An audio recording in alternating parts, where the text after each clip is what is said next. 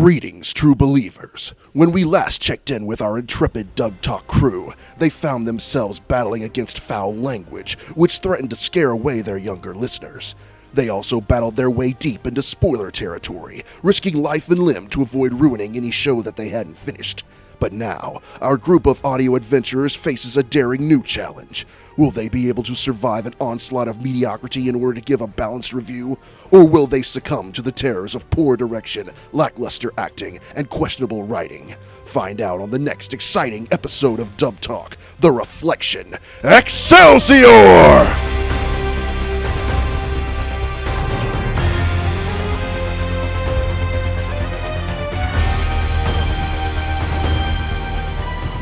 Hello, true believers, and welcome to Dub Talk, a show where a bunch of heroes get together and talk about a recent dub or dub announcement.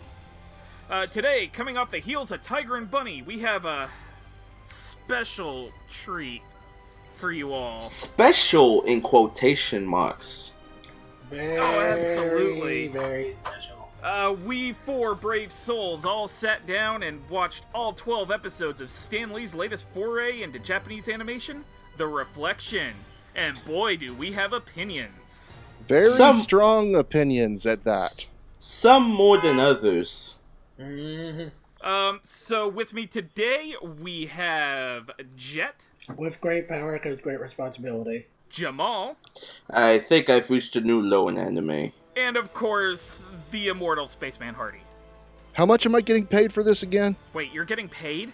I thought I was. That was in my contract. Wait, I'm not? You have a contract? Was I? You don't? Hardy, Okay. Hardy, we'll talk about this later. Hardy, we're not paying you to talk about anime, we're paying you to take pictures of Spider-Man. Pictures of Spider-Man. Parker! Alright, so I got a plot description for you for The Reflection, coming off of Funimation's website. It happened suddenly, a worldwide phenomenon that took numerous lives and forever changed those who survived. The Reflection reformed the world and gifted many with power. Some use it for good, others for evil. But why did this happen? And what does it mean for the future of the world? The shocking answer awaits you.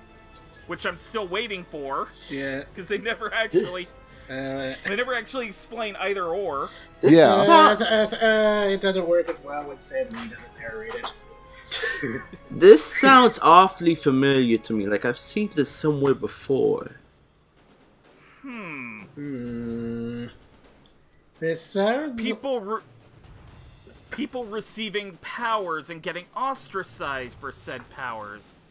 Seems vaguely familiar.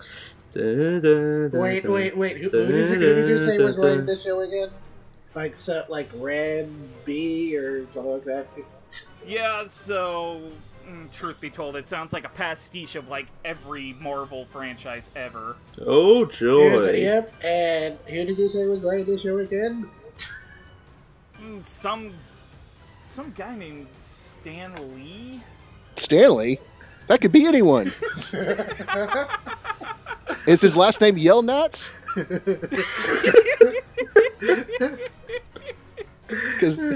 So, yeah, it's not really particularly original. But, oh my god, the look of it is just unlike anything I've seen in anime, though. It's horrible. I don't dislike the look, but it's very interesting, especially when I consider what the director was apparently going for with this. Because the director is known for taking very interesting visual approaches. Because I feel like everyone might remember the last show this person did, a little thing you might know as Flowers of Evil. Never heard of it. Wait, you really haven't heard of Flowers of Evil? You didn't? Okay, so... Wasn't that Studio Dean as well? I think it might have been, I do not remember. Because, yeah, it was basically they shot an entire live-action drama and then rotoscoped the entire thing. Yeah, it's basically Waking Life, the anime. Yeah, I actually really liked that approach, but much of the internet did not. So No, and that's a shame. I wish there was more things like it. yeah, that's okay. But anyway, he has a very interesting approach to visual. So for this, he apparently wanted it to look very much like a comic book in motion. So that's why the show looks the way it does, and I can sort of appreciate that. I think like it doesn't look particularly great, but I think it's an interesting aesthetic to go for at least. Well, I mean, it's Studio Dean doing an action show. You can't expect it to look pristine. Yeah, I mean, there are some movies where I think like it really kind of captures the aesthetic it's going for, but then at other times it's like, okay, yeah, maybe this would look better if it was just like straight animation. Yeah. I mean, Hardy, you had an interesting comparison to make for this.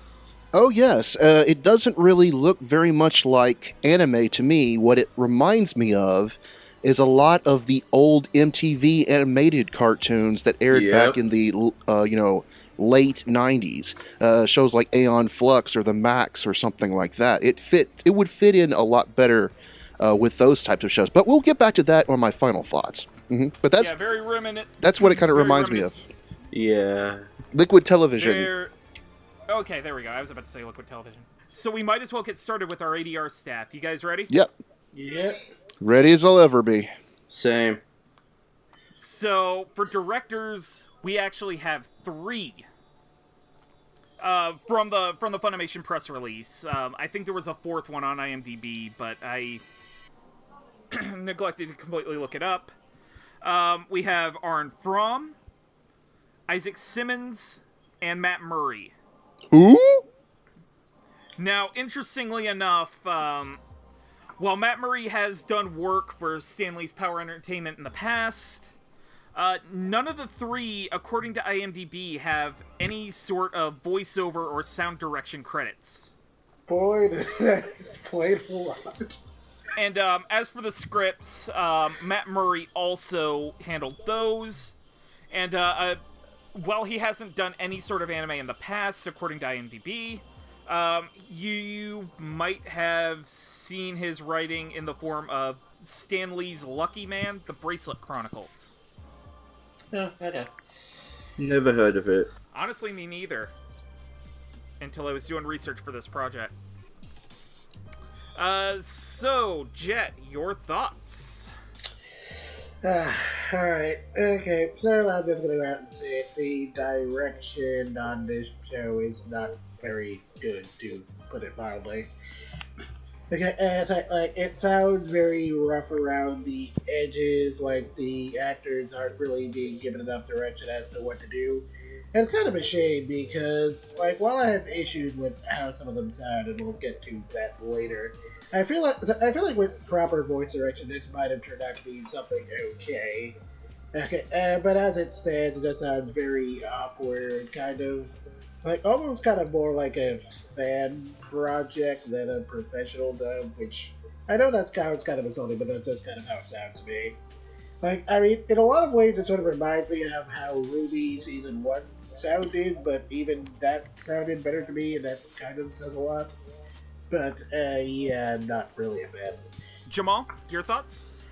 I feel like this is a show I'm not gonna watch again. Like, as much as I enjoyed some semblance of it, I'm not gonna watch it again. Because the whole thing about the direction, because I think you told me, Roots, didn't they use storyboards to direct this? I think... Probably? Somebody had mentioned to me that somebody had noted that's the, I guess the production photos that they had on Funimation's press release for the cast list. Yeah, I'm looking at it right now. It looks like they did use storyboards, and that's the problem, because maybe it's because they're new to this, but that is the wrong approach to take with dubbing an anime. Not true. That could work sometimes if you have a good enough director. Like, they did that for Kurakami. That turned out pretty great. Also, I think they did that for Space Dandy. They did do it for Space Dandy. But Space Dandy they did before the Japanese released it, so they could have done it simultaneously. But at the very least, they had finished work to just go ahead and dub it with. This, I'm looking at it, looks like I'm just seeing a whole bunch of line on stuff. It's like, how? How? Like, Yeah. The Japanese kind of have to do that, so it's not really what the impossible. Japanese had to do that.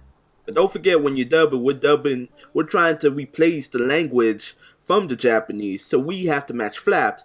And that's another thing too. That's a part I forgot to mention. Yeah. If I have to notice lip flaps, that is a huge red flag. Because, if for comparison, Juden-chan, like I watched their dub, and there was sometimes that I started noticing problems with lip flaps because they sound like they started stretching syllables. But at least they managed to make that dub cohesive. Here, it's completely disjointed, and I can't really enjoy it. I mean, they have problems emoting. They have problems matching lip flaps. Hell, they even have problems with the dialogue in general. Like, I don't like it. I do not like it at all. Yeah, not bad. I remember the other weird thing I forgot to mention: the accents. Oh Yeah. God. I mean, that's probably going to be on like a case-by-case basis as we go through the characters, but yeah, I know what you mean. Yeah. Hardy. Yeah, Hardy, you've got the opinions here. Well, in the words of the great Mr. Horse, no, sir, I don't like it. And I'll tell you why I don't like it. And it's for a lot of the same issues that you guys have already brought up. The lip flaps just do not match up. Everything is just, the acting in general is just poor. And the writing is awkward and stilted. This is just a disappointing project in general. And if it is true that they were dubbing this using storyboards just like Space Dandy. See, Space Dandy was done well because they had a talented team who knew what they were doing. And these three directors with no experience prior to this, trying to do something as, daring as dubbing something from storyboards, that's just not a good idea. And this is a first-time project for all three of these guys, and you can definitely tell. There's just no experience behind it, and the entire project suffers because of it. There's really no excuse for a show with this much hype, because they were hyping it up pretty big. There's no excuse for a show with this much hype, with so many talented people behind it, to put out a product that sounds this poor.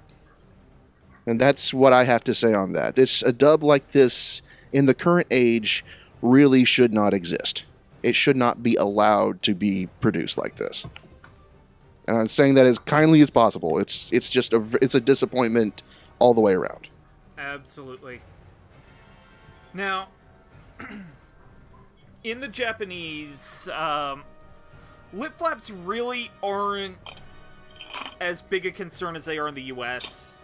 So, if it is in fact true that the Reflection crew did end up using storyboards and animatics, I mean, it kind of explains the why, but it just... Yeah, but see, here's the thing. When the Japanese dub anime with storyboards, they usually have at least more than two people together in the room to interact with the scenes. And then they animate afterwards. Here, we have to follow that animation and replace the dialogue. That's what ADR stands for. Automatic Dialogue Replacement. Exactly. Also, I do have to kind of bring up the inexperience of the directors. Because, we bring up Space Dandy, we bring up Kurokami. Who directed those? Michael Sinter-Nicholas for Kurokami, and Zach Bolton and Joel McDonald for Space Dandy. All three of those individuals had done anime for years before the idea of even trying to dub an anime as it was airing in Japan was even considered. They knew what to do with the lip flap data. They knew what to do to get proper emoting out of their actors. And it shows. Mm-hmm. And I really hate to be hard on the crew, because I would really like to see... I'd like to see it tried again. Yeah, I could basically describe this entire dub as take it back, do it again. Absolutely. Yeah. Because the steak is just a little too pink. In fact, it's still kind of blue and greasy and bleeding on my plate. So it's still alive, pretty much. yeah, it's still in the cow. No, it's still alive. It's screaming. Yep. But I'll have some more opinions on the direction and the writing. Oh, actually, you know what? I do have to say the stilted dialogue was probably the biggest issue I had with the show. Mm-hmm. It's like with the writing and the direction. I had a problem with this with Bleach. It's where a character would just start talking, and then in order to fill the lip flaps, they would take random pauses in the middle of the dialogue. Yeah, okay. I feel in fairness, that's partially the fault of the show in that case, but we've seen and that. That's true. We've seen that in other quote unquote good dubs like Blood Plus and Fate Zero as well. Yeah, that's okay. Yeah. Fate 002 is a whole other thing. I don't have time to get into. All right, but and as for the scripts, for the most part, they were okay. But one character in particular, I had a lot of issue with the writing for, and I will bring that up when we get to her. Oh, and one other note. Episode 11. Yeah. I saw what you were talking about now, Roots. Yeah, I was gonna believe it when I heard it. That was just ridiculous. So, I feel bad because it's a very mean-spirited joke that I ended up making in the group chat for the Reflection. For episode 11, as I was watching it. It's an episode where a bunch of Reflected gather, and the military's kind of shooting at them, and they retaliate. Several of them sounded like Muppets.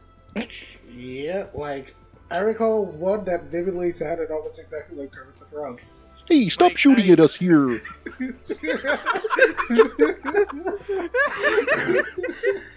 Tell you what. Hardy. Why are there so many helicopters with missiles firing down on our heads?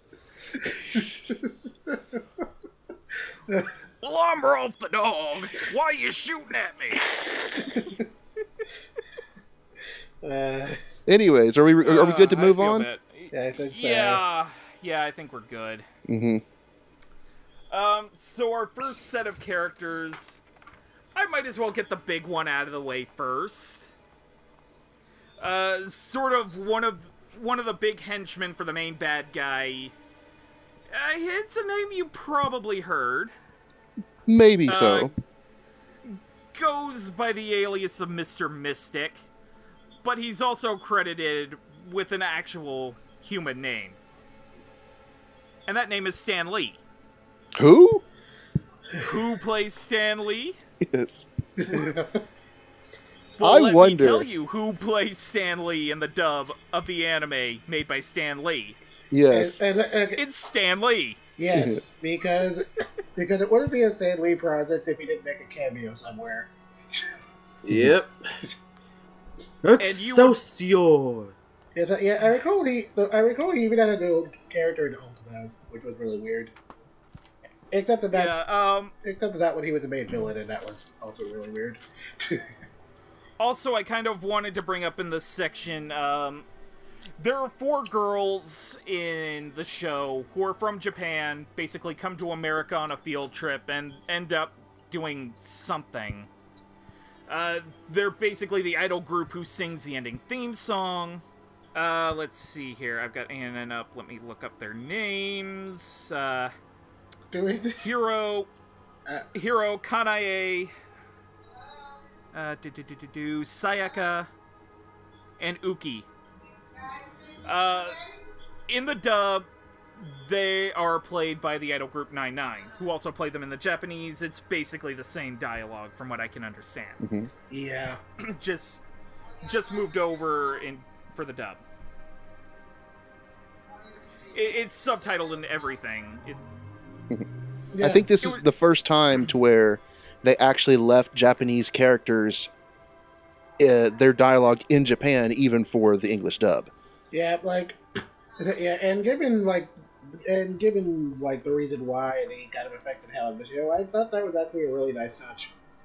Yeah. Like of all the dub's problems, I thought that was the thing that kind of made it sound a little bit more authentic. Right. Yeah, out of all the bad things I have to say about this dub, that was one of the things I did enjoy. It was a nice touch. It really helped with the immersion, yeah. Mm-hmm. Yeah. Like, pretty much, I kind of set the standard for the show, because they were so fluid when they were speaking that everything else just sounded staggered to me. Yeah. And that ending song of theirs, that was so beautiful. Mm. Yeah, that was a really nice ending theme song. I really wish, they had actually done animation for it, but, it is what it is. Yeah. Interesting thing to note is that the song itself was written by Trevor Horn. Oh. Yes. Yeah. Who also by the way. cameos as himself in an episode. And he does, the entire score. Right. Yeah. Yeah. Including, probably one of the most earwormy songs I've ever heard in anime, Sky Show. Yeah, because the show will not let you go 10 minutes without hearing it.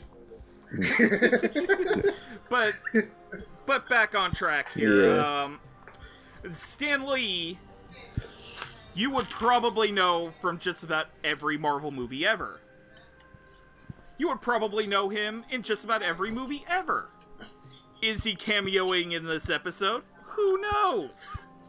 Yes, I'm secretly Stan Lee. I'm sorry I lied to everyone all this time. Yes! All this time? Clutch the pearls. What a sneaky thing to do. Alright, so are we going to the thoughts now? Yeah. Okay. Why don't you start with Jet? Alright, okay, so, like everything else in this show, I'll be honest and say that Stan Lee did not sound very good. Okay, but in his defense, I'll say this much, despite the amount of cameos he's had in his various movie projects and whatnot, we all know at this point that Stan Lee is not, really an actor. He's a cool guy and everything, but he's not really an actor, so... Okay, so aside from the idea of him cameoing into the show, I wasn't really expecting too much out of this. And this was about what I kind of expected. It's just Stan Lee being, Stan Lee. I mean, maybe with a little bit of actual voice direction, this might have been interesting, but otherwise, it's Stan Lee.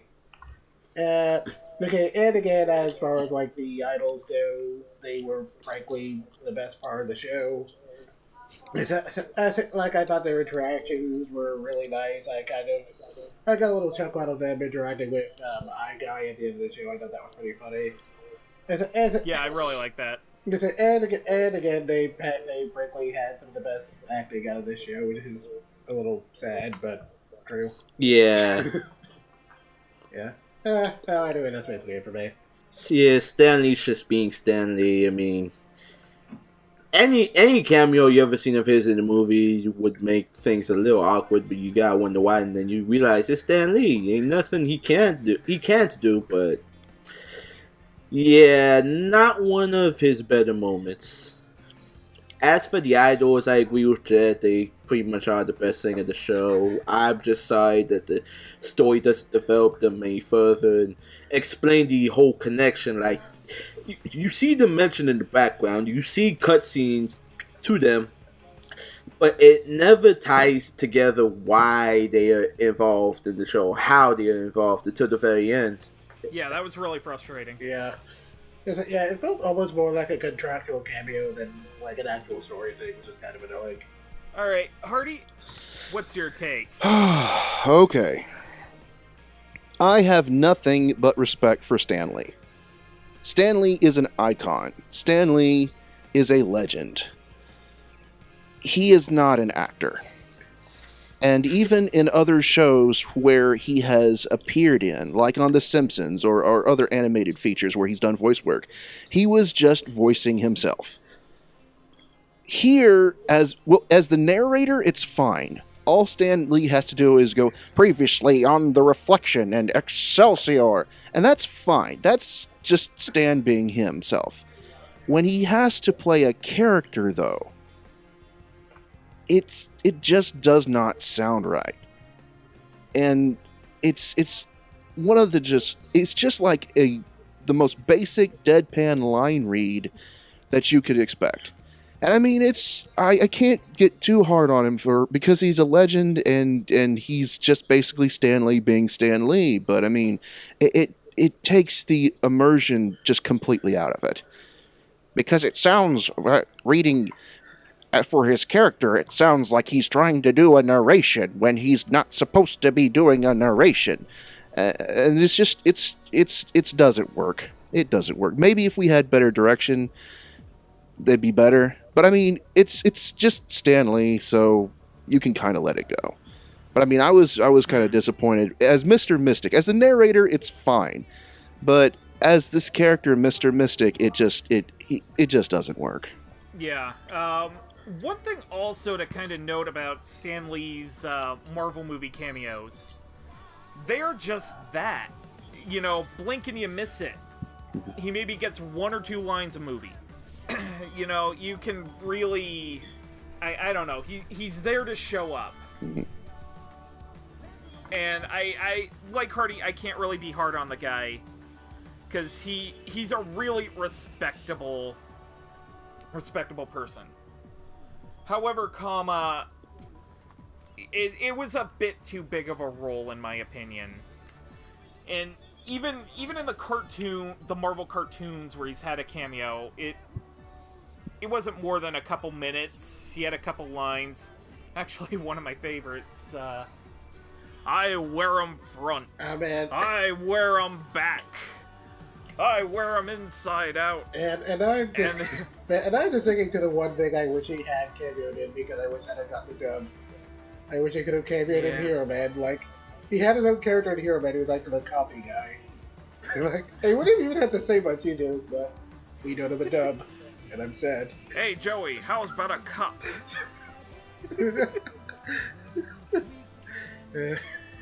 But yeah, I like his narration for the episodes.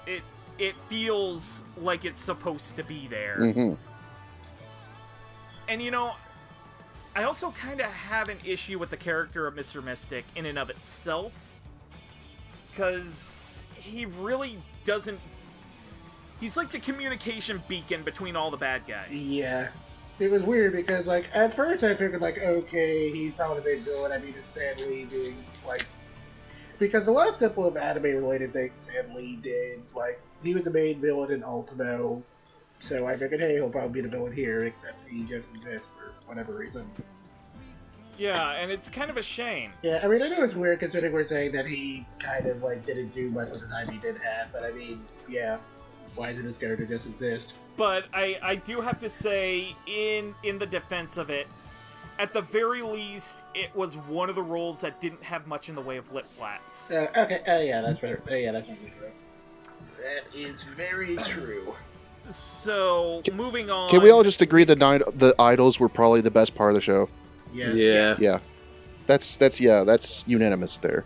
Alright, so moving on, we have two more of the mooks of the main villain.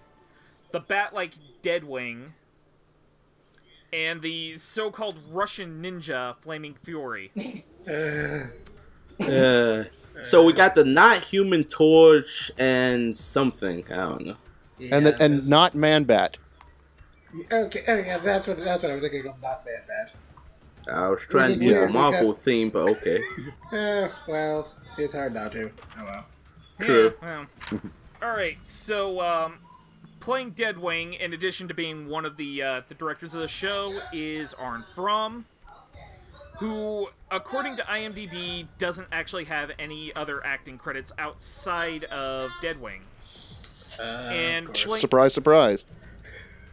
And Flaming Fury is played by Layla Bearzins, who, in a break from a lot of the actors involved with the show, has actually done a role in anime. Oh, really? Oh. That makes sense. She plays Miluki Zoldyck in the 2011 Hunter x Hunter. Huh. Oh. Wait. Okay. Like I had to think for a second. I was thinking of the wrong Zoldyck. Yeah, Keel was Okay, courtly gamer brother. Okay, yeah, I actually hear that now. Okay. That makes sense. That makes sense to me. Alright. Okay. Alright, so Jet, why don't you take us off? Alright, so as far as Deadwing goes, so yeah, keeping in the trend, honestly, it didn't sound that good. It was just kind of like a really weird, generic Mook voice, like the most generic Mook voice you can imagine. And it was really weird too, especially for how like big that character ended up being, like, because you figure it was just going to be like a one and done character, but no, he's there for the entire show. He did like a big thing where he killed all of my guy's friends, and yeah. So for as big a role as that was, for him to just kind of sound like a generic Mook was really weird and kind of annoying. Okay, and then as far as like the whole like Russian ninja thing, it's like okay, like I did not like the accent. It just felt very distracting. But Layla herself was kind of fine. I mean, I can definitely hear like the whole Miluki thing now that you mentioned it, because it did sound kind of familiar to me. But yeah, I thought she was fine, not like great, but she at least could kind of sound like something professional compared to everyone else here. So I was pretty okay with that. Jamal? Deadwing, despite being in the entire show, was not really memorable to me, to be honest. Like, obviously because it was the performance, but even then, I kind of had trouble getting into it. Layla is the Flaming Fury. It took some time getting used to a little bit, and more time, and so on. But I kind of like the accent a little, because the Russian accent made her look like her character, like she big and strong like bull. But yeah, it was sparse, but for the moments you do see it, was kind of okay. I'm glad you told me she is actually better in anime, because that would make a whole lot of sense why her performance got better as time went on. And it took a little too much time, but yeah, that's the fault of the direction. Party? Well, Deadwing, just like you guys said, he doesn't stand out very much, even though he's supposedly one of the major villains in the show, or one of the bigger henchmen. And it's just, yeah, in general, most of the actors just do not sound that great, and this is no exception. As far as Flaming Fury goes, it was one of the less obnoxious accents in the show. Yeah. Yeah, and you can tell... Absolutely. Yeah, it's still pretty bad, but it's... When we get to some of the future characters, it's cake in comparison. So, yeah, you could definitely tell that she at least had some prior experience she had some experience in comparison to the rest of the cast, actually. But yeah, that's what I have to say. Russian accents are very difficult to pull off in general, and to make them sound authentic. So. Yeah. Okay, so my opinion of Deadwing. Honestly, I think it would have been fine if... God... I am so sorry, but it would have been fine to me if this were done for a kid's show. Mm-hmm. If the Reflection were for kids, the sort of screechy Digimon-y voice given to Deadwing would have been appropriate. Mm-hmm. But, you know, considering this people actually get killed pretty horrifically and violently in the show. And he kills them. And he's the one who does it. It's just incredibly out of place and distracting in the times he's actually in an episode. And I have to agree with everyone on Flaming Fury. The Russian accent is okay. Just barely on the line of passable. It is just on that hair of obnoxiousness. But otherwise, the acting in and of itself gets better over time. And you just kind of get used to it. It's actually not the most... It's actually not the most agreeable accent of the show. I will get to that later, though. I'm actually kind of okay with Flaming Fury. And I'm glad I found out that she was actually in Hunter x Hunter. Because that actually goes a long way to explain. Mm-hmm. Yeah, like, I definitely hear, like, watching mention that, but before that I was just kind of like, oh. Alright, so next we have the main villain, Wraith. Mm-hmm. Who is just sort of this enigmatic, shadowy figure, shows up in the last couple episodes, but his name is dropped basically since the beginning. AKA not Magneto, AKA not Galactus. Mm-hmm. Yeah, he had a lot of design features that were reminiscent of a lot of Marvel characters. He also tried to suck the life out of people. He also has the single most confusing character, like, ever. Yeah. Like, We're not going to go into the whole major spoiler thing, but I mean, because I know we do spoilers on this show, and I know this show isn't particularly good, but I mean, I think it's a significant spoiler that we shouldn't mention it. Just beware that it's incredibly stupid. Yes. Yeah. Yeah, that... And who else do we have? We have his main henchwoman, basically a reflected able to manipulate metal, named Steel Ruler. AKA if Shredder and Sub-Zero had a child. No, no, it's Shredder and Storm. Yeah, even better. With Magneto's powers. Yeah. Pretty much.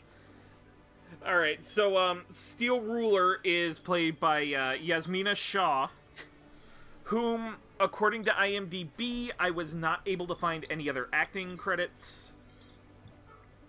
And, Wraith is played by Demetrius Conley-Williams, who, again, I was not able to find acting credits on IMDb. Alright. A lot of newbies in this cast. Mm-hmm. Yeah. Yes. So, yes, indeed, and you could kind of really, really, really tell that was Wraith, because that was like some of the most like try-hard villain acting I've ever seen. And it didn't help with the dialogue he was there, where it's kind of ranting on about the darkness and all that stuff.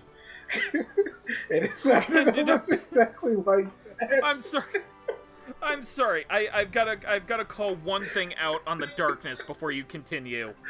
Go ahead. While we're talking about Marvel pastiches, like, it is a total Fing Fang Foom. Like a total ripoff of both Dormammu and Fing Fang Foom. With a bit of Galactus thrown in. Yeah, with a little bit of Galactus thrown in for good measure. Yeah. Anyway, continue, Jet. I'm sorry. Okay. So like I was saying, it sounded incredibly goofy, like way more goofy than terrifying, and it just did not work. And it didn't help that the character was very stupid, but we won't go into that too much. I mean, as far as Steel Ruler goes, yeah, I didn't really find the acting that great in that either, but to be perfectly honest, I kind of barely remember what she sounds like, because she didn't really speak that much. And then as far as the character herself goes, she also just kind of existed. Except for the brief moment where they tried to give her a backstory that I was, like, very confused on, because they didn't really give enough context. I really didn't get what was going on in that backstory. Like, I mean, like, I couldn't tell if they were implying she was, like, crippled or if she was being sexually assaulted. But, yeah, that was weird. But anyway, I didn't really have too many big thoughts on the acting as far as Steel Ruler went. It just didn't sound that good. Jamal? Wraith, meh. Steel Ruler, she was okay. Like, at the beginning, it was a little hard to tell, but I found it okay. To me, it kind of had notes of Trina Nishimura, but even then, that's kind of a stretch. But only because there were no lip flaps to worry about. So she could take it any way they told her to, so. Yeah. Of these two, pretty much, Steel Ruler is my only standout. Hardy? Okay, Wraith is a total children's show villain. Played completely snidely whiplash, generic, the darkness approaches. That's an insult to children's shows, man. Yes. No, but it's so goofy I cannot take it seriously. How he keeps going on and the dialogue definitely does not help at all. It's so incredibly goofy. I'm looking at this guy going like, try hard much? It's like he's the hot topic of Marvel villains. Yeah. Yeah. But yeah, no, I could not take it seriously. And I'm going to say something rather controversial about Steel Ruler. Oh boy. To the actress, please don't take this the wrong way.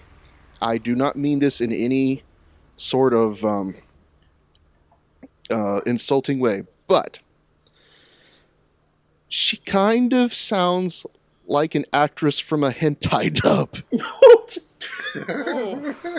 Oh. It's sort of actresses sort of going for that low, deep, seductive type of voice, but doesn't really have the acting chops to really, stand out. And so it's like just a line read from a page. It kind of sounds like that. Minus all the moaning and screaming and stuff like that. But that's sort of the take I got from it. No offense to the actress in question, but yeah, that's kind of what it reminded me of. And I've seen my fair share of hentai to know. So. Not that I would ever watch that sort of stuff, no. Sure, you already know about yourself. I know of actors and actresses who have been in hentai that you would never believe, guys. Yes, okay, we all know. I mean, I know one in particular who you would not. Okay, who you would kind of, but it's sort of weird. Mm. Anyways, But that's what I have to like say. A chicken? Like you're trying to lay an enormous egg. Oh, Hey, can we please not mention that? Hey, Okay. Hey, sorry. Roots. I'm sorry. That was bad joke. Hey, We Roots. have to have something to talk about here. Hey, What's up, Hardy? hey, Roots. What is Whitesnake's 7th album? Slide it in.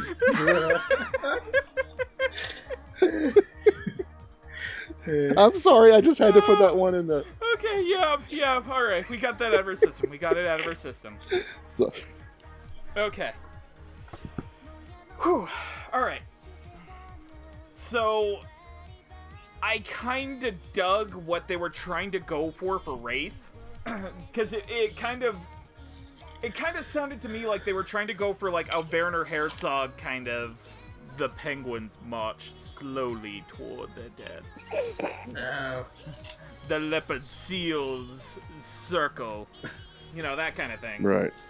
Like his nature documentaries kind of gone dark. But I kind of dug it, but it was incredibly out of place. Incredibly. Even for a show that kind of took its villains into kind of ridiculous cliches, it felt really out of place. And honestly, the voice itself was not awful, and And the same goes for Yasmina Shah as Steel Ruler. Like, if they went on to do other anime roles at another studio in California, I would be 100% okay with that. Yeah. Because I think with better direction, the both of them might have gotten a better performance out of their roles. And I think that's basically the case that's so far, and probably a few other roles coming up. Yeah. It's not as much the fault of the actor as the direction. Mm-hmm. The direction of the reflection. Alright, okay, so who's next? Alright, so moving on, we're starting to get into the good guys. Michael Holden was somebody. He's a blind man able to detect reflected, and he basically, in New Orleans, he basically rounds them up in the attempt to shelter them from the people who don't understand him. And also, in this little block of characters that we're going through next, is his wife, Vy. V. V. Oh, V. Yeah, V. V, I'm sorry. She was basically infected with the, sort of the evil version of the reflected event. There's, like, a light and a smoke. And she got hit with the smoke. It turned her into, like, a rock metal thing. Hey, sort of like Marvel's The Thing. Yeah. In other words, we got not Gambit and not Colossus. Yeah, Certainly not Gambit, and you stole my joke, you son of a bitch. Alright, so playing Michael Holden, we have Arthur Romeo. And playing V, we have Saki Miyata. So, Arthur Romeo has been in a couple roles in live-action shows and movies, as has Saki Miyata. Wait. Actually... Oh, wait, really? Yeah, it's... Yeah. I made sure this was the English version. Okay, now I'm just surprised the whole live action credits thing. That's all. Yeah, like, they're, unfortunately, I didn't have time to write down notable ones. Well, they weren't notable movies to begin with. Okay. Alright, so, Jet, why don't you start us off? Okay, alright, so as far as, offer as Michael goes, like, okay, I'm gonna be as blunt as possible here, like, so we've already established, like, this is not a good dub, and has, like, some pretty questionable direction. Acting is pretty spotty, but even with all that considered, I gotta be honest, this was easily the worst performance out of this entire dub. I'm sorry, it was, like, really, really awful. Like, his acting sounded incredibly, like, just incredibly stilted, like, almost unbelievably so. And then on top of that, he tried to do, like, a really weird Cajun accent, and it just does not work. It does not sound believable. It sounds really distracting. It's not like, and almost every time this guy spoke, it, like, took me out of the show. As far as V goes, like, okay, honestly, she didn't really have to speak much. All she really kind of did was grunting, so I guess Saki did okay on that end. And, like, the one or two times she did speak, she sounded okay, and I guess that's as confident as any as you can give it this dub. So I didn't have too many deep thoughts on her, but, like, as far as offer is, as Michael goes, it was awful. I'm sorry. V gets kind of a pass because we don't really hear her talk much. Whatever grunting we do here, it's okay. As for yourself, like I said, whenever we hear her talk, which is not often, it's okay. As for Michael, oh good God. Where do I begin? Well, let's start off by saying this. It's not just his accent, but almost every Cajun accent when you meet them in the New Orleans episode. Every single one of them would make Felicia Angel cry. Let's put it that way. Yeah, man. I remember one line in particular was really like, have you heard of them reflecting type of people? I swear, I've heard better Cajun accent than a Zatarans commercial. The only decent Cajun person was the barman at the beginning. Even then, that's kind of pushing it. So, for what I can remember, because I'm pretty much trying to forget, yeah, I'm not feeling that accent. And the performance itself is only okay because of that accent. But everything else is just no. Hardy? I'm going to actually kind of disagree with Jet a bit. I don't think it was the single worst performance in the show, because the worst performances are not the main cast itself. It's all the background and secondary characters. And it's not just the Cajun accents. It's all the accents that they try. The country accents that Maggie has in another episode is just awful. I believe we have bad Cajun accents. We have bad country accents. What else do we have? I think a bad black guy accent. Yeah. Ska show. Yeah, that guy. If that was a black guy that played him, I'd be easily offended. Yeah. But I mean, it's just, and it's not just annoying, it's almost borderline racist in some of these depictions. You know, none of the accents are good. Any of the characters that try them just are not good at them. And this applies both to Arthur's performance as Michael and all the other background and secondary characters around as well. So yeah, it was not a good performance, and I think that if they were going to attempt an accent, they should have got an actor who is more thoroughly, what is the word I'm looking for? I mean, you can at least get proficient? Who's actually from Louisiana. Yeah. Like Felicia Angel. Yeah. And I have to agree with V is that she doesn't have enough lines to really judge her performance. And the few times that she did speak, I was not very impressed. So I don't know what ethnicity the character even is, if she is Japanese or not. But Saki Miyata definitely had a very heavy Japanese accent to her. So, cause we were never told if V is Asian or not. We don't know what ethnicity she is. So it's just, it's just a disappointing dub and performance all around, to be perfectly honest. Yeah, but the accents in this show, they definite work. So, I had a lot of problems with the Cajun accents. Just about every, like Hardy, I had problems with like every accent the show tried. Mm-hmm. I wouldn't go so far as to say they were borderline offensive, but they just weren't really done all that well. Mm-hmm. And it doesn't really help that Michael's lines were really stilted. Mm-hmm. I mean, of the main characters, he was probably the worst when it came to the choppy dialogue.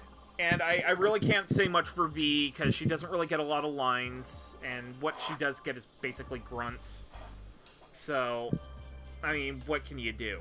Alright, so, moving on, we have Lisa Livingston, who, another one of the main good guys. She's wheelchair-bound, and her wheelchair can turn into a giant robot. And not just like a Gundam robot, like a toy robot. Yeah, it's basically a giant walking toy robot. And the other character we will be discussing is Ian Izette, a famous musician who, in the event of the Reflection, ended up gaining a power that turned his voice into a destructive concussive blast, meaning he can no longer sing. So we have not Professor X and not Iron Man mixed with not Black Canary. So he builds himself a mechanical suit to turn himself into the superhero Eye Guy. I standing for iron. So Lisa Livingston is played by Taylor Sindel, and Eye Guy is played by James Kirby. And according to IMDb, neither of these actors have any other listed acting credits. So, Jet, why don't you start us off? Okay, and so as far as like Talia now go to the Lisa. Okay, she was one of the few performances in this that I was actually like pretty okay with. Like, she didn't sound good, like particularly good, but I thought like okay with like proper direction, she probably would have sounded fine. And like and her voice actually reminded me a little bit of Maxie Whitehead. Yeah. Like in a sense. Like that kind of like high pitched, kind of like really hyperactive kind of voice. So I thought like with some proper direction, she would probably be pretty okay. Like I wouldn't mind hearing her again or something. And then as far as Matt Murray goes, James Kirby. I'm sorry. Okay. Oh, sorry, James Kirby. My bad. Okay. So as far as James Kirby goes, it's another like character doing an accent. And we've already kind of established the accents in this show aren't very good. I mean, he sounded like okay, not like particularly great, but he was like tolerable at least.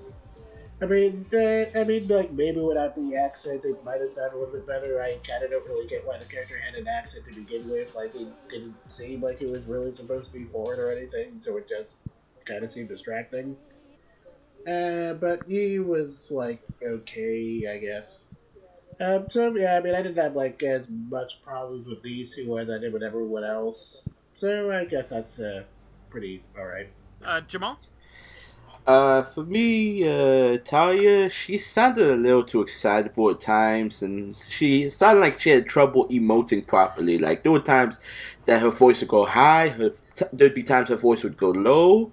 There was never really a time that her voice was just right until she got a little angered at Exxon. But even then, it's like, I don't know. This is going back to what I said earlier with the idols. They kind of set the bar because when you hear them talk, they're kind of talking fluidly. Whereas here with Lisa, it's kind of staggered. I do sense a good voice in her, but it just needs a better direction. As for Iron Man called and he wants his performance back. Seriously, you cannot tell me that doesn't remind you of Iron Man. Oh no, absolutely. Down to the alcoholism. Exactly. Took those words right out of my mouth. And even then, it's a stretch with the accent, because I think he is supposed to be a foreigner, but I'm too bothered. I don't want to go back and check.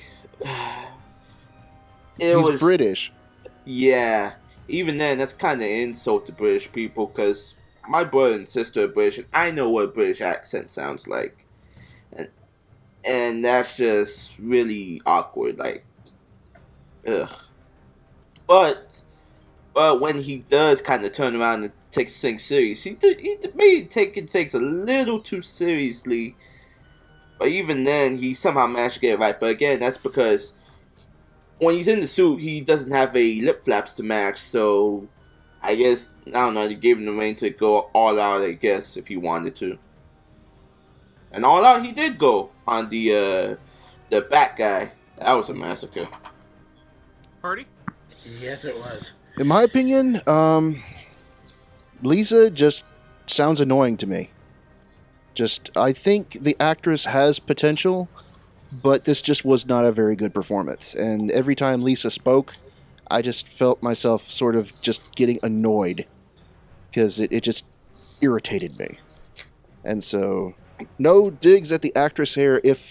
I think that there is talent there potentially, but just the directing just does her no favors.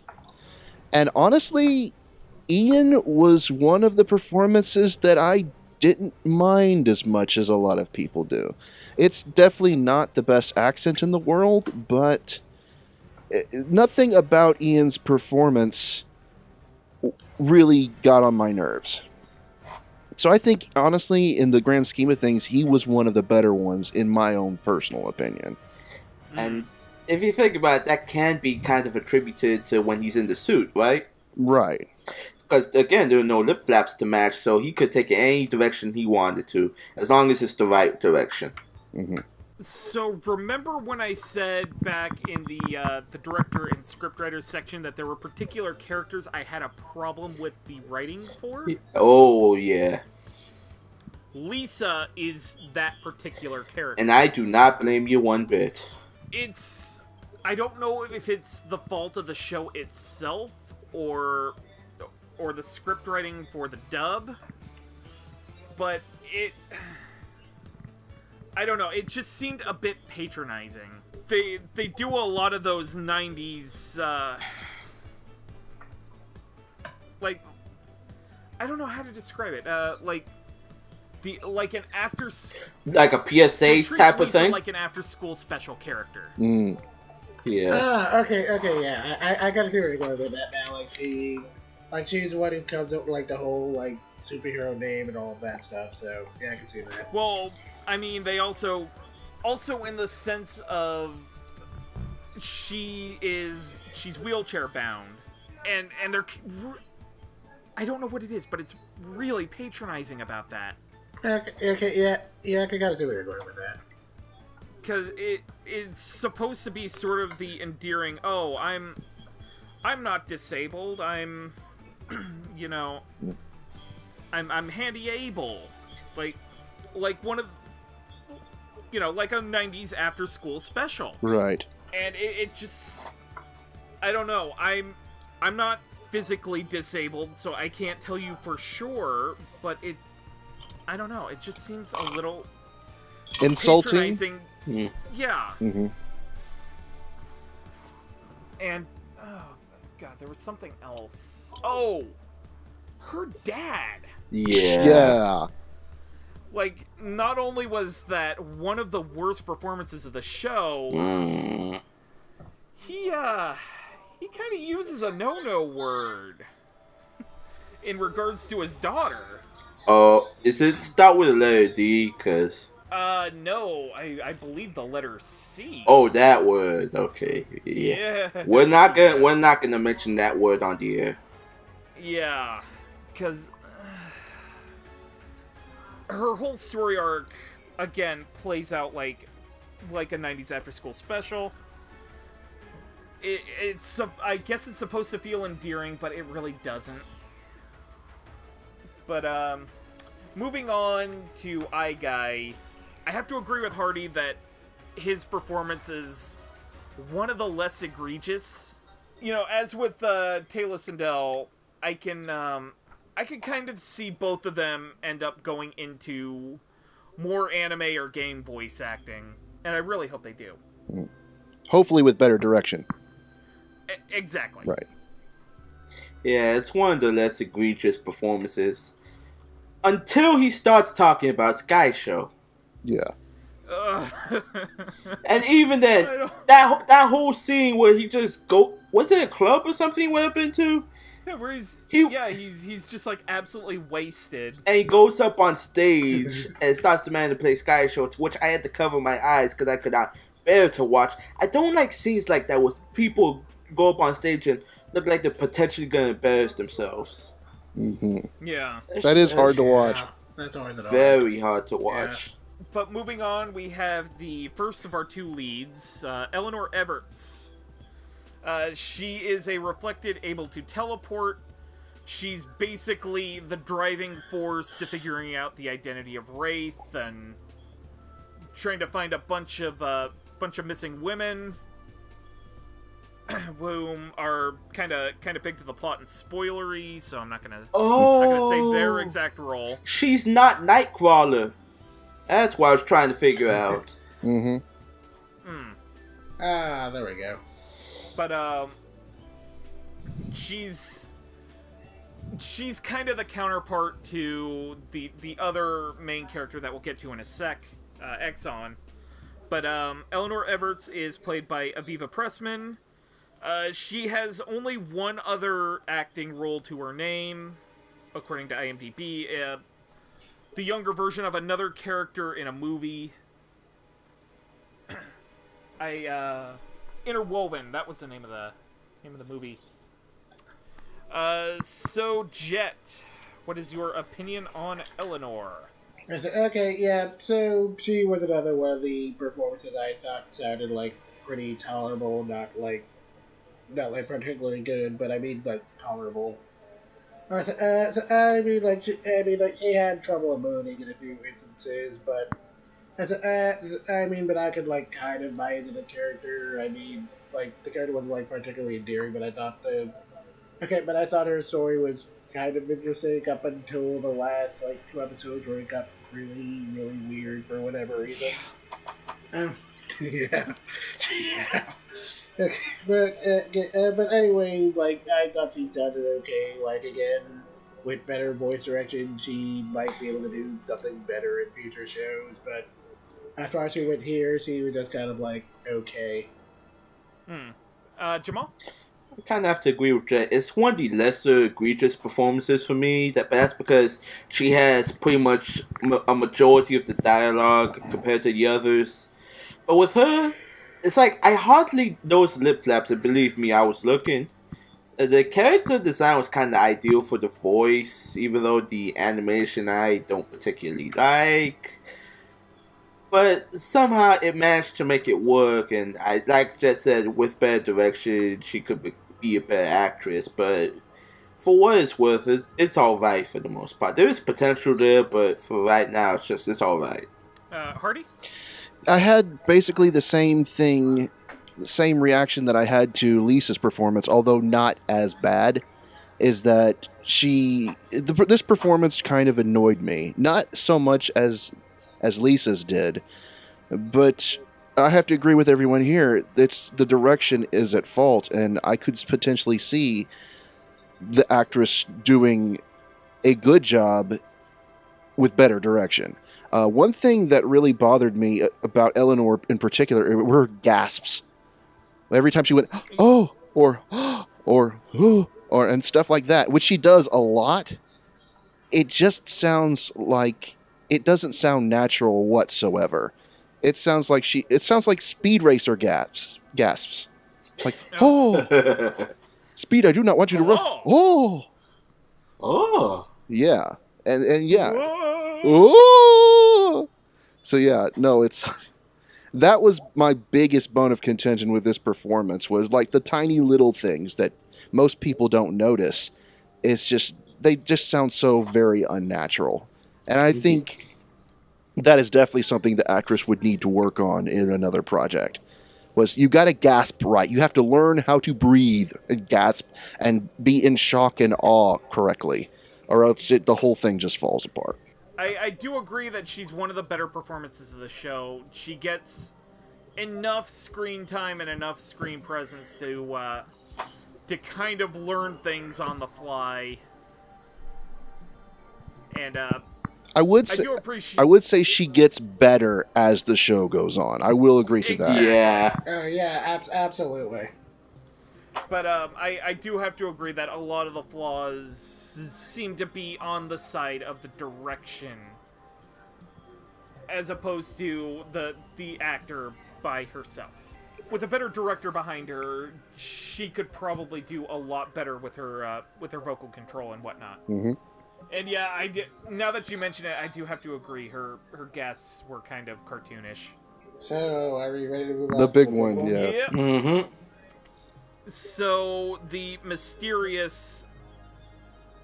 God, is there, like, a Marvel character who can copy other... Certainly not Rogue. Okay. Okay, he seemed more like not Spider-Man to me. Yeah. He's Spider-Man meets Peter Petrelli. He's got the powers of Rogue, kind of the personality of an older Peter Parker, and the backstory of V from V for Vendetta. Exxon, where if he can touch you for like 5 seconds, he gains your powers. Mm-hmm. Not to be confused with the gas station company, who has the tiger inside. Yeah, but I think that's just mobile now. So. Oh yeah.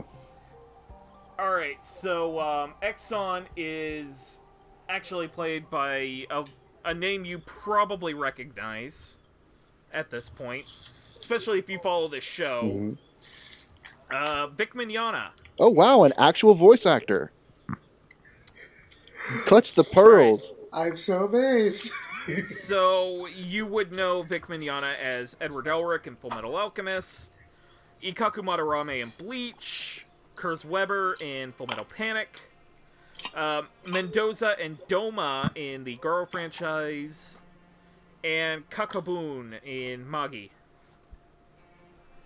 Jet, why don't you begin?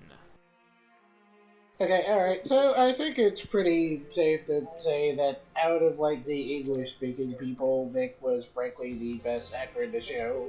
Like, I mean, again, that's kind of a low bar here, but like, he was the best actor in the show. Not that like he emoted where he needed to. He made the character sound believable, and he kind of got off the whole mystery man routine pretty well. Like, I mean, I'll be honest and say, like, this is not, like, one of Vic's better performances. Like, I've heard him do much better stuff. He clearly wasn't directed very well. Okay, but he was certainly trying, and you can feel that. So, I guess that really sort of speaks to his level of talent, which is a really nice thing to be able to say about an actor when they can rise above questionable voice direction. But anyway, I like his performance here fine, and I thought Exxon was a pretty interesting character. Again, the whole Mystery Man routine is a sort of hard thing to pull off right, but he did it pretty well. And yeah, I really kind of wanted to learn more about the character as we went on, and it's sort of a shame we don't learn more about the character because, like, there was weird writing problems. Yeah. But anyway, Vic. But anyway, Vic was fine. He was frankly the saving grace of the stuff. Yeah, that's right. Vic is the saving grace of this stuff, but even then, that's kind of a stretch because not only does he display a bit of snark when it comes to dealing with Eleanor, but I don't know. I guess maybe because the other performances are kind of weak, that it kind of makes Vic stand out easier, or the fact that he had more experience on his side. But I think Vic did a good job with what he was given, which was not much to say, to be honest. Although, yeah, there was some weird problems with his character, especially at the very end, because that whole bombshell he dropped, that made no sense to me. None whatsoever. No, I thought it like made some semblance of sense in regards to what his supposed backstory was supposed to be. I mean, we didn't get like in depth with his backstory, but it was clearly he was like experimented on or something like that. So that kind of made sense from that perspective, but we needed to know more, and we didn't learn more. So, yeah, if only we actually knew what the reflection was and how it was caused. Which apparently they were wanting to reveal that in a season 2, but after this season, they'd be lucky if they made a season 2. It's definitely set up with a huge, huge cliffhanger at the end, and they named it the Reflection Wave 1, but I mean, after this sort of response that it's gotten, will we ever see Wave 2? I frankly doubt that wave it. has crashed, Hardy. Yes. And speaking of cliffhangers, that whole scene with the Pyramid of Darkness, it reminded me of Pyramidas for Power Rangers Zeo, and even, I swear, man, all these references they put in, it's like they're not even trying anymore, but I'll get more into that with Final Thoughts, so let's just move on. Yeah, I have to say that Vic is really the only well and truly performance in this entire dub I would actually say is good. And I mean, even amongst other Vic Mignogna roles, it's nothing special. But yeah, and it also helps that his face is always covered, so he doesn't have to worry about lip flaps at all. But yeah, I mean, this goes to show how talented of an actor he really is, to go into this project with subpar direction and still put out a very good performance for what it is. And it's not a good idea to base your entire dub off of one actor. It really isn't. Yeah. And I think they tried to base this entire dub off of having Stan Lee and Vic Mignogna in it. And that was obviously a mistake. I mean, is Vic the only actual voice actor that they even targeted? I mean, did they spend all their money on getting those two in and then have no budget, so they had to rely on friends and newcomers? I don't know. But I mean, it's not a good idea to base your entire dub off of one actor. And I think that's what they did here, and the whole dub suffers for it. But as far as Vic is concerned, Vic came in, he did his job, he did it well, and hopefully he made some good money off of it, so for what it's worth. Yeah, I really have to agree with Hardy here. Vic did a good job, but at the same time,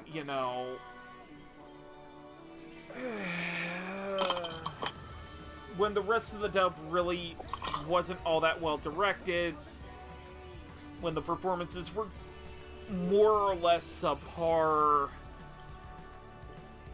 it wasn't a really high bar to set.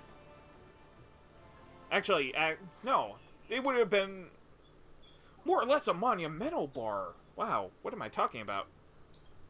In any case, yeah, though the point said about putting all your eggs in one basket, I mean, unfortunately, even Funimation isn't really immune to that.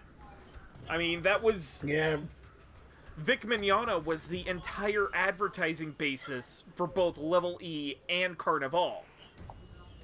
Oh, yeah, I remember the Level E one very vividly. That was... Yeah. Carnival was split between J. Michael Tatum and Vic Mignogna. Right. Yeah, and then that's not even getting into how free worked. But, and Bandai was guilty of it too when they based the dub for Ghost Slayer's Ayashi completely around Steve Bloom, but at least that dub had a very good supporting cast behind it. So. Right. Yeah, I get the feeling if and when Funimation releases this on Blu-ray and DVD that the this has Vic Mignogna in it will probably be one of the major selling points they try to convey. Yeah, Vic Mignogna and Stan Lee. And Stan Lee. Yeah. Yeah, I'm honestly kind of wondering how the disc rights for this show are even going to work. Yeah, because the way things look, I would say wait for the home video release to stream. But then you see the credits, it looks like it might as well be the home release. What? Yeah. Yeah. I mean, who knows? But, because, Crunchyroll's on the production committee, so it will be more than likely be Funimation putting it out on Blu-ray when the time comes. You'll say that, but I'll bring that up later on.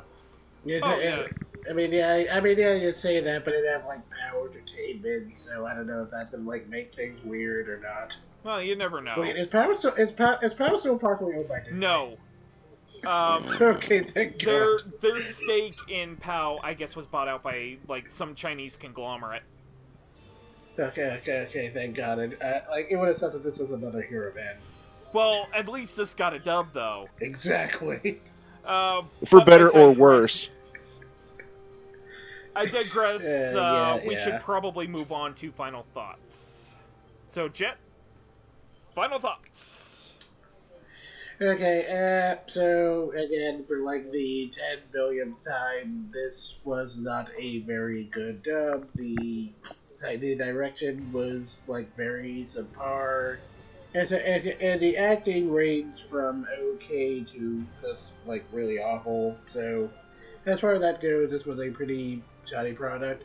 As far as the actual show goes, for what it was, I thought it was kind of interesting. It's a pretty generic superhero thing. It doesn't go into, too many interesting directions. But hey, I like the X-Men, so, I thought when it was, mimicking the whole X-Men thing was interesting. But those last two episodes are just, no. Yeah.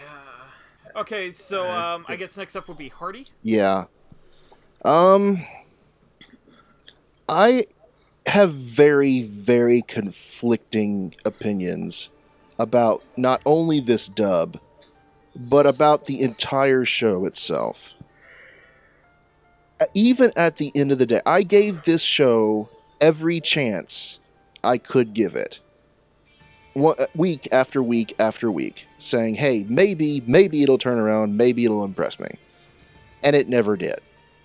And yet, at the same time, I still hesitate to say that it is a bad show, Because, like I mentioned earlier, if this had been released, I don't think it's a bad show. It just had the misfortune of being released in the wrong decade. Yeah. If this had been put out 20 years ago, back on 1997, on MTV, back when shows like Aeon Flux or The Max or even Spawn were airing like that, it would not have been a big hit. It still wouldn't have been a hit, but it would have been better received and might have even become a cult classic. Because it very, very closely resembles the adult animation of that time period. Yeah. But the problem is, it's not 1997 anymore. It's 2017. Who even is the target audience for this thing? Why was it even made? It doesn't appeal to comic book fans. It doesn't really appeal to anime fans. I mean, who did they make this show for? I'll tell you exactly who they made it for. It was Stan Lee. And This was Stan Lee's equivalent of Neo Yokio. Yeah, the target audience for Neo Yokio is basically Jaden Smith. This is basically Stan Lee's version of that. It's just, I don't even understand what purpose this show has. And considering the levels of hype that Crunchyroll put into it, and the fact that it had Stan Lee was involved, and there's this big hoorah, this is going to be big, this is going to be one of the bigger shows. The fact that they put so little effort into the dub otherwise, I'll say this, I have not been this disappointed with a heavily hyped project since Dimension W. Ooh. Yeah. And dude, it's funny. I was literally and Dimension W at the very least had a good dub for what it was. I mean, casting choices aside, Dimension W's dub was listenable. This is not. It just, my whole thing is, this is not when it comes to this show. I don't understand why it was made. I don't understand who it appeals to. I just don't. And, the whole experience, more than anything, has left me not really mad, not really, I still hesitate to say that the show entirely sucks. But, I mean, I have not been this disappointed in a show for a long time. And that's what I have to say about it. Yeah, that's incredibly reasonable. Jamal, you wanted to be saved for last. Yes. Well, this comes at great personal disappointment to me because, for those that don't know, I've been a Marvel fan. I've been a fan of their products since long I can remember, since elementary school. Since 1996, maybe. So, whenever I see a Marvel-based project, I always go into it. I just put my mind at ease. I wait to give it a chance and I see what I think. So when I heard that Funimation had the license for this show, I thought to myself, I'm not really gonna think anything of it. It does look kind of original, and maybe that will be good. Boy, was I wrong. I mean, oh my god. I mean, where do I begin? Well, for one thing, the show does look like it came from late 90s MTV generation. It's like Dahlia if you did not have solid line art, you just all pencil art and stuff. The animation was disappointing.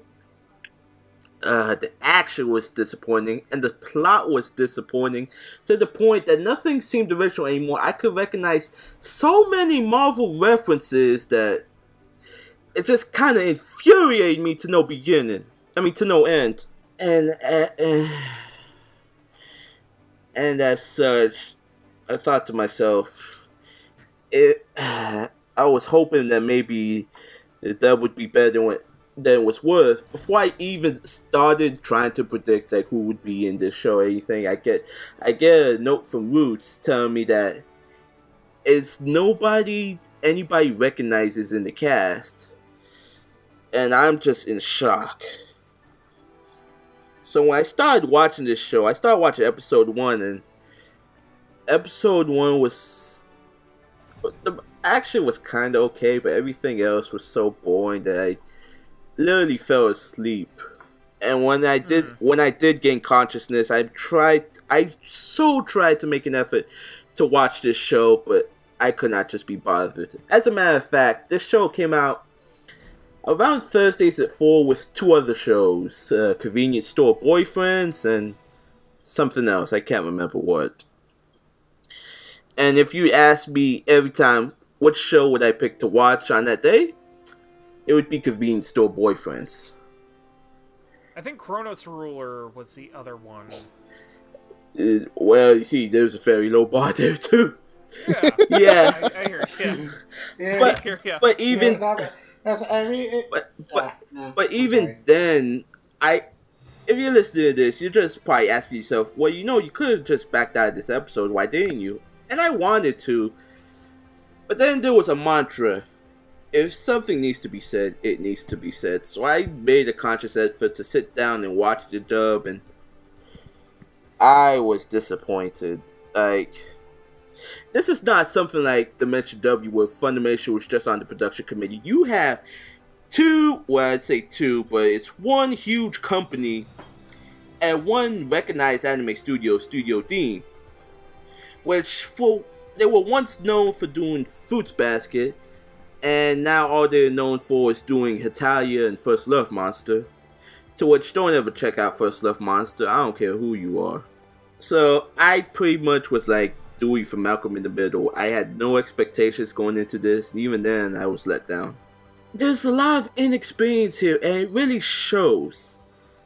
Like, from directors to the writer, who happened to be the same person, to a fresh new cast with only one recognizable actor. And even then, that was kind of subpar because of the way they recorded. Look, listen. Here's the thing about animation, okay? In Japan, how they do it, they have 1 to 2 people or more in the same studio, recording over the storyboard, an animated storyboard, a well-colored storyboard, only to get a feel for the scene, and act as it's supposed to be in the script.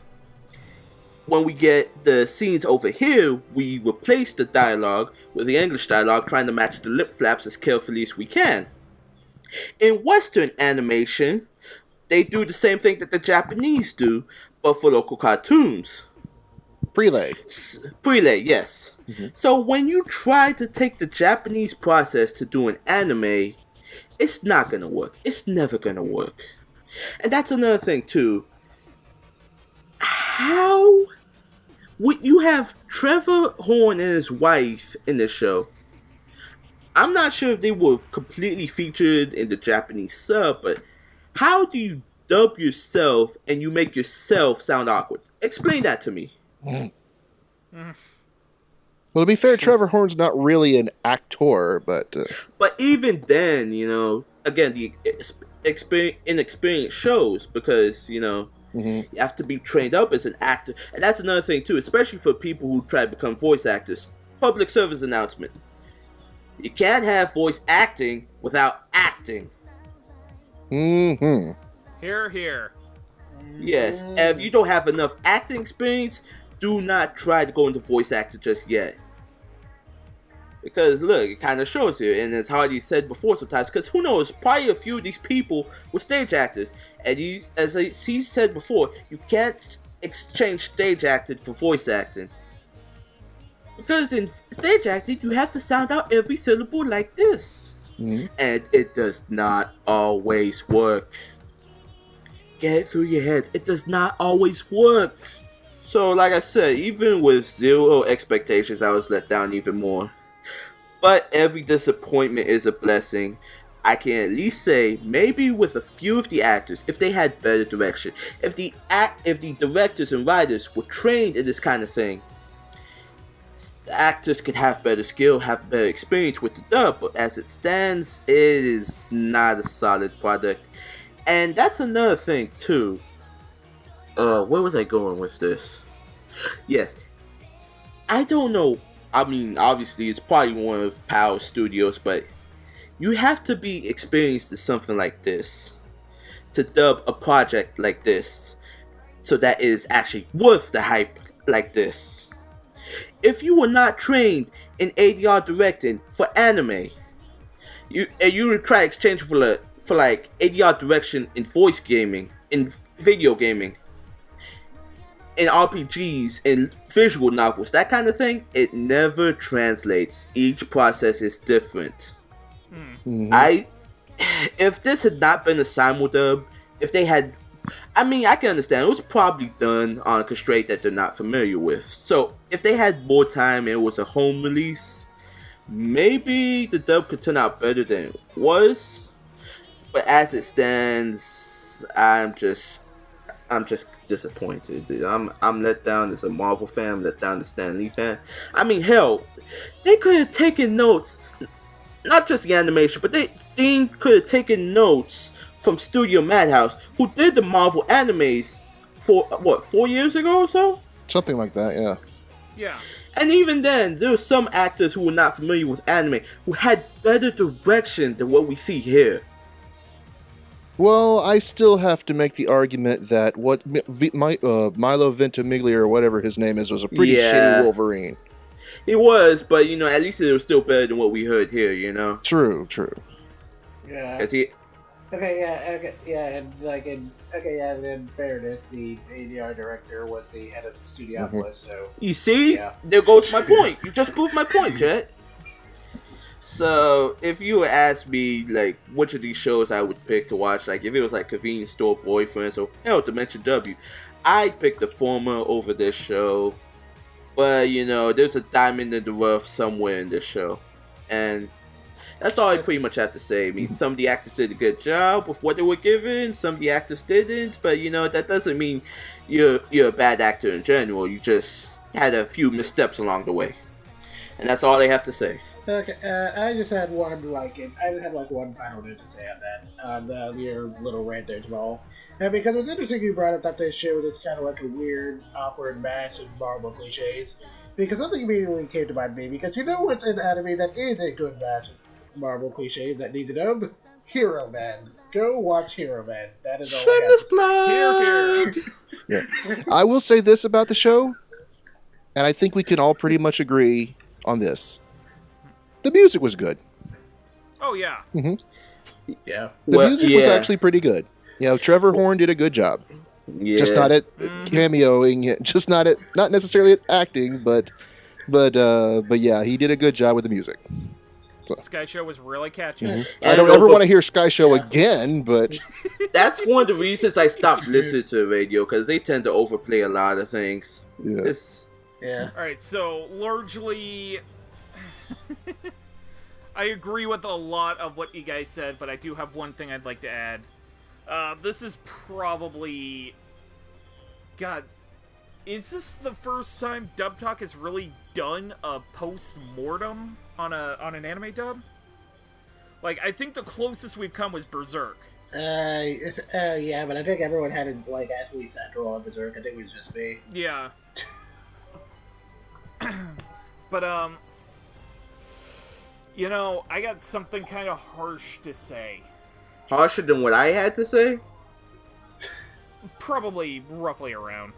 I want POW Entertainment to continue trying to create, anime, cartoons, whatever they want to do. I want them to continue creating. Stan Lee is a very creative force. Now, that said, if they were to continue in the realm of anime, they need to hire voice direction staff who knows what they're doing. Or, just get an actual studio to do it. Well, I was about to go there. Your options would be, one, outsource the material to another studio, which, I mean, Funimation picked this up. But you could give it to them. Yeah. They know what they're doing. Or, you could call up Bang Zoom. Or Bang Zoom. Yeah. Or Studiopolis. Or NYAV Post. I don't know about Studiopolis, but... Studiopolis is pretty expensive, so like I can That- understand. Well, true, but they're they're- inexpensive. Or option B, if you wanted to keep this in-house, hire a director who knows what they're doing. Especially in regards to simuldubs. Yes, you know what's funny? They could have hired Vic Mignogna as a director. Yeah, because Junie Yeah, Tyson's we actually pretty good. Because the thing he's directed this season is pretty good. They should have hired Vic Mignogna. Yeah. Yeah. And why you at it, get better animation. Well, I'm not gonna go there, because that's not why we're doing the episode. But, That is true. Yeah. you know... And then... God, I had an option C, but I don't remember it now. Throw the whole thing out because it's a bad show. Well, yeah. Yeah. I mean, Reflection wasn't all that great, but I digress. If you improve the technical side of your dubs, you're gonna get performances out of the actors, even if they're newer. Oh, that's actually what I wanted to say. Get more actors who know how to act in anime. Who know how to act in cartoons. I mean, getting new people is great. That is one of the saving graces of Seven Mortal Sins. That is something I really liked from Kato. Okay, actually, now that you bring it up, what happened with this dub is kind of entertaining in that sense, because, I mean, is that because if this was done in some remote location or whatever, that would be one thing, but this was recorded in California. Right. There are dozens of freelance actors, so hundreds of freelance actors in California. It would not, like, even if you didn't want to go to an actual city to do this, it wouldn't be that hard to hire some actual voice actors. Exactly. Well, I've more or less said my piece. If for some reason you wanted to watch Stan Lee's The Reflection Wave 1, you can find it subtitled on Crunchyroll. $7 a month, I believe. And if you wanted to watch the dub, that is available on Funimation.com. That is $6 a month. You get a free 2-week trial. Just bear in mind, if you're not interested in continuing it, you better cancel that, like, ASAP, or you will be charged. And there's also the option of Verve, which is a channel-based subscription service. You can get both Crunchyroll and Funimation for $10, in addition to some other channels with additional content. And I believe that is our streaming plug. Should probably also throw a disclosure in there that none of those three companies actually endorse us. We're just... I'm not endorsed, but I like the product. Ding! Yeah, if we were being endorsed, we did a pretty bad job. Because we would never sell out to our fans while I hold up my piece of pizza.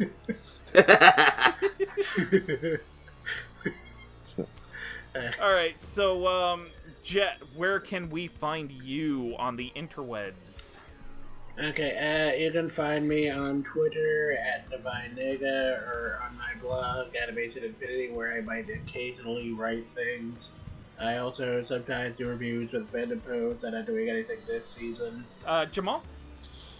You can find me on Twitter at Jamstar529, on YouTube at Jamstar1. I'm also an assistant editor with the podcast.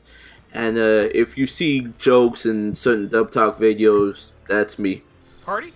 Well, you can find me on Twitter at Spaceman Hardy. I don't really produce anything, but I do a lot of stupid stuff and ranting on my Twitter. I'm also one of the forum moderators over at the Funimation.com forums, and I'm also a moderator on the Discord for Funimation. So if you want to come by either the Discord or the forums, come say hi, and we'll have a great time.